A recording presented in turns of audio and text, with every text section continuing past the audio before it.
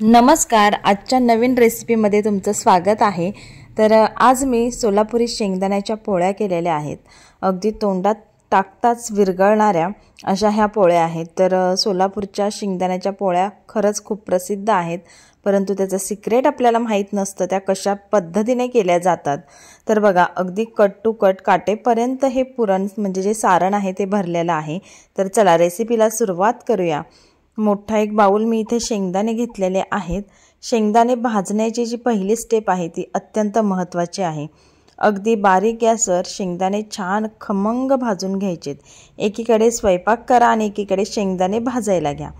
तर अशा पद्धतीने तर बघा, इथे आता मी पीठ घेतलेलं आहे, गव्हाचं पीठ। त्याच्यामध्ये मीठ घातलंय, थोडं थोडं पाणी टाकून सैलसर पण नाही आणि घट्टसर पण नाही असा मीडियम पद्धतीचा पिठाचा गोळा मळून घ्यायचा आहे। तर अगदी स्टेप बाय स्टेप तुम्हाला मी रेसिपी दाखवते, अशाच पद्धतीने पोळ्या करा। एकीकडे शेंगदाणे भाजायला ठेवलेत, तर शेंगदाणे देखील भाजत राहायचंय, नाहीतर खाली काळे पडतील आणि करपू शकतात। तर पीठ मळत मळत शेंगदाणे भाजून घ्या। संपूर्ण स्वयंपाक करेपर्यंत तुम्ही बारीक गॅसवर छान खमंग शेंगदाणे भाजून घेऊ शकता, कारण जेवढे तुम्ही शेंगदाणे असे खमंग भाजताल ना, तेवढ्या पोळ्या तुमच्या खमंग होणार आहेत। तर आपण काही लेडीज काय करतात, मोठा गॅस करतात आणि शेंगदाणे पटपट भाजून घेतात। तर त्याच्यावर डाग तर पडतातच, परंतु ते आतून कच्चे असतात। आतून त्यांचा खमंगपणा किंवा जे तेलकट असतात ना शेंगदाणे, ते ड्राय झालेले नसतात। तर म्हणून बारीक गॅसवर भाजून घ्यायचे। आता पीठ मळून झालेलं आहे, थोडंसं पाणी लावून मी झाकून ठेवलं आहे। आता बघा, शेंगदाणे आपले भाजून गार होईपर्यंत पीठ छान मुरलं जातं। शेंगदाणे आता मस्त भाजलेले आहेत, छान फुटलेत बघा। गार झाल्यानंतर बघा असं सहजासहजी टरपल निघलं जातं आणि मस्त शेंगदाणे खमंग भाजले गेलेत। पूर्ण थंड होईपर्यंत शेंगदाणे तसेच कढईमध्ये ठेवायचे, थोडेसे आलटून पलटून घ्यायचेत।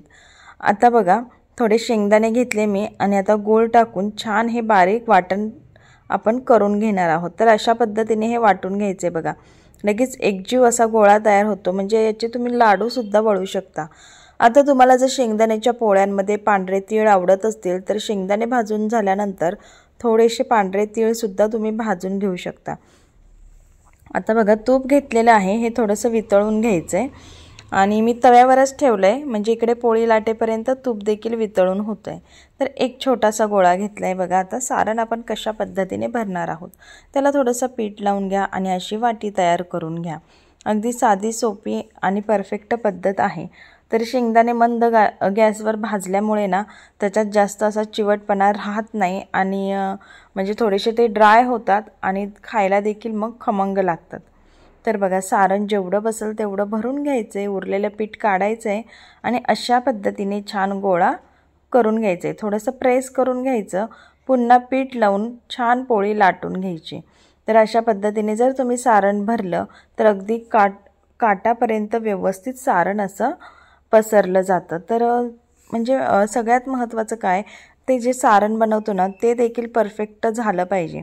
ते जर व्यवस्थित झालं तर तुमच्या पोळ्या छान होतात आणि कडेपर्यंत सारण पसरलं जातं। पोळी लाटून झालेली आहे, तव्यावर थोडंसं तूप घालायचे, त्यानंतर पोळी घालायची।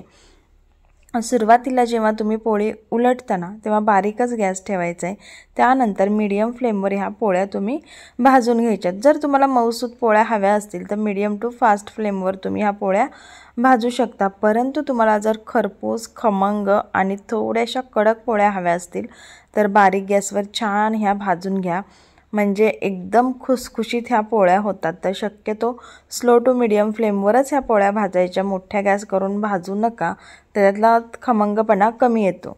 तर बघा, काय मस्त खरपूस अशी भाजली गेली आहे पोळी। तुम्हाला मी अजून एक पोळी करून दाखवते। व्हिडिओ आवडत असेल तर प्लीज व्हिडिओला एक लाईक करा। चॅनलवर नवीन असताल, चॅनल अजूनही सबस्क्राईब केलं नसेल तर चॅनल पटकन सबस्क्राईब करून घ्या, कारण तुमचा एक लाईक आणि एक सबस्क्राईब आमच्यासाठी खूप महत्त्वाचा असतो। तर बघा, दुसरी देखील पोळी मी करून घेतली। पोळीवर तूप भरपूर घाला, त्याच्यामुळे छान असा खमंगपणा येतो। शेंगदाण्याच्या पोळ्यांना शक्यतो तूपच लावायचं, जेवढं तुम्ही तूप घालाल ना तेवढ्या पोळ्या छान अशा खुसखुशीत होतात, म्हणजे तोंडात टाकताच विरघळतात अशा प्रकारे बघा शेंगदाण्याच्या सोलापुरी प्रसिद्ध पोळ्या ह्या तयार झालेल्या आहेत। तर चला मग तुम्हाला ही रेसिपी कशी वाटली नक्की कमेंट करून कळवा। व्हिडिओ आवडला असेल तर व्हिडिओला नक्की एक लाईक करा, व्हिडिओ शेअर करा आणि सगळ्यात महत्त्वाचं म्हणजे आमच्या आपलं स्वयंपाकघर आणि आपण या YouTube चॅनलला मात्र सबस्क्राइब करायला विसरू नका। वेळात वेळ काढून हा व्हिडिओ पाहिल्याबद्दल खरंच तुमचे खूप खूप धन्यवाद। चला मग लवकरच पुढच्या व्हिडिओमध्ये भेटूयात।